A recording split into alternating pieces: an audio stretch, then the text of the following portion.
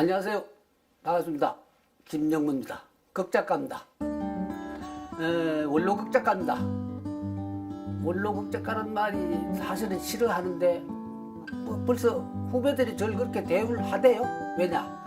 3년 전에 2018년도에 늘 푸른 연극제 제3회 늘 푸른 연극제에 선정 작가로 제 작품 장치일가가 성황리에 공연됐습니다. 그때 정욱 선생이 주연을 했고 박성태 또 알고 또 이름 미안하다 기억이 안 나. 뭐 하여튼 그 작품이 평이 좋았습니다. 그리고 또 한 가지 희곡을 써서는 돈하고 조금 거리가 있어요. 그래서 사실은 그 방송 작가 활동을 겸했습니다. 방송 작가 활동 왕성하게 한 20년을 했습니다. 20년을 했는데 방송 작가를 하면서도 참 여러 가지 또 에피소드가 많았고 참 내가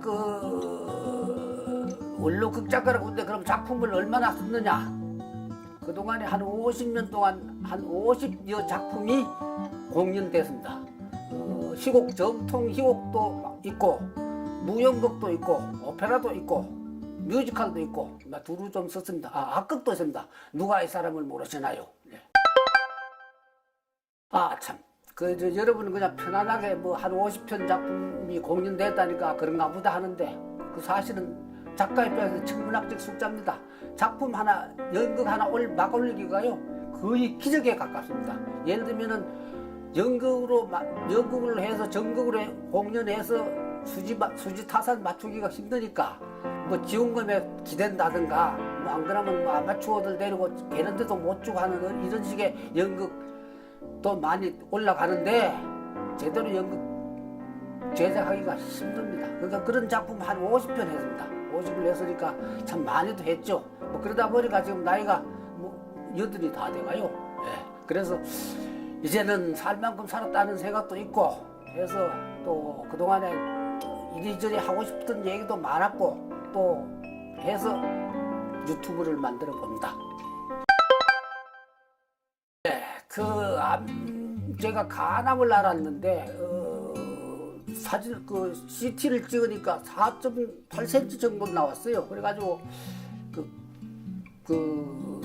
색정 시술이라고 여기 허벅지에 마취를 시키고 동맥으로 항암제를 투여하는 색정 시술이라고 그러는데 7년 동안에 색정 시술 한 7번 했습니다. 그건 많이 한 건 아니에요. 그래서 그때 그것 때문에 그전에는 사실은 뭐 1년 366일을 술을 마셨는데 요즘은 술을 딱 끊었고 담배도 하루 한 갑 정도는 피웠는데 딱 끊고 그래 지금 이제 서울대학 병원에서는 일단 졸업을 했습니다. 졸업하고 그래서 이제는 산다는 게 덤이다는 생각을 가지고 있습니다. 그래서 이왕이면은 내가 못했던 얘기 하고 싶던 얘기 뭐 여러분과 직접 좀 하고 싶다 이런 뜻에서 이 카메라 앞에 섰습니다. 앞으로 잘 좀 소통해 보십시다. 네, 작가 생활 하면서 직접 겪었던 얘기가 아마 주로 될 거예요. 그러니까 뭐 연극 관련 얘기, 방송 관련 얘기, 혹은 뭐 출판 저서를 한 20여 편, 20여 권의 저서도 있으니까 저서 관련 얘기, 뭐 이런 어떤 문화, 예술 관련 얘기가 아마 주가 될 것 같죠. 사실은 정치적인 얘기도 좀 하고 싶은데, 정치적인 얘기는 나보다 더 잘하는 사람이 많으니까 다 미루고. 그래서 저는 이제 주로 그쪽으로 얘기를 좀 솔직하게, 그리고 내가 체험했던 얘기니까 그대로 여러분과 좀 얘기를 나누고 싶습니다. 네, 그래서 참 내가 이왕 얘기가 나서는 한 가지만 얘기를 했죠. 예를 드려야 되겠는데요. 작가 생활하면서 겪었던 얘기 한 가지 단적으로 얘기를 드릴게요. 여러분들 중에서도 아마 관람했던 사람도 있을 것 같은데 코미디언 했던 이원석 씨가 주연했던 하늘천 따지라는 작품이 있습니다. 그때 지금 수편제로 스타가 된 오정혜 씨하고 둘이서 같이 공연했던 작품인데 그 작품이 나오게 된 계기가 사실 굉장히 극적이었습니다. 이건 좀 굉장히 좀 심각한 얘기일 수도 있고 참 쇼킹한 얘기일 수도 있는데 간단히 말씀드리면 어느 날 1984년도 여름에 비가 눈날처럼 오는데 10여 년 만에 김성찬이라는 탤런트가 전화가 왔어요. 나 좀 뵙고 싶다는. 그래서 갔더니만 그때 제가 원효로에 살았는데 그 원효로의 그 태평양이라는 다방에서 기다리고 있었다. 갔더니만은 머리를 팍팍 깎았어요. 왜 머리를 깎았느냐? 사실은 자살을 기도했는데 운이 나빠서 못 죽고 살아나와서 선생님을, 형님을, 그때 형님이라고 했었죠. 형님을 생각이 나서 왔습니다. 날 까닭이 뭐냐? 작품을 하나 써주십시오. 무슨 작품? 모노드라마를 해야 되겠습니다. 그래서 제가 제 얘기를 하고 싶습니다. 그래서 둘이서 다방에 앉아서 한 4시간 정도 그 친구 연기에 맞는 작품 그리고 그 시대에 또 하고 싶은 얘기 맞추다 보니까 그 땡초 스님 얘기로 갔어요. 그래서 그게 이제 하늘뜬 따지가 됐는데 그래서 다른 얘기들 많이 생략하고 그러면 네가 왜 자살 소동을 벌이느냐 그게 기가 막히더라고요.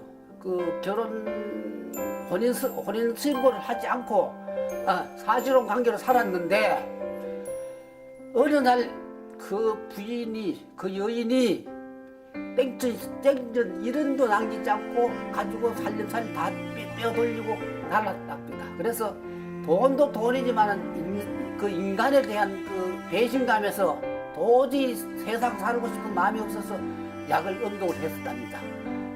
그런데 그 또 하나 그 얘기는 덧붙이자면 이 친구는 그 작품을 가지고 어떤 친구가 어떤 형이 제작해 준다고 그랬는데 또 그 형이 막상 작품을 가져가니까 미정미정 하는 바람에 결국 그 친구가 그 작품을 제작을 못하게 돼서 제가 다른 쪽으로 그 작품 제작하게 됐습니다.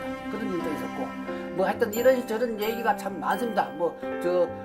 나중에 얘기가 될는지 모르겠는데 예를 들면 정주영 씨하고 독대했던 얘기 또 뭐 죽으면 죽어도 텔레비 안 나오겠다는 그 옛날 서울시장 했던 그 김현옥 씨 텔레비 앞에 모셨던 얘기 뭐 엄청납니다. 엄청나니까 나하고 좀 제 유튜브를 들여다보면은 재밌는 얘기 시간 가는 줄 모르고 보게 될 겁니다. 예. 이거 참, 난 장사 속이, 장사할 줄 모르는데, 이거 어차피 또 이거 유튜브는 장사를 좀 해야 된다는데 어쩔 수가 없네요. 구독을 좀 많이 해주세요. 예. 구독을 해주시면 후회하지 않을 만큼 서비스 잘 하겠습니다. 좋아도 눌러야 돼요. 꼭요.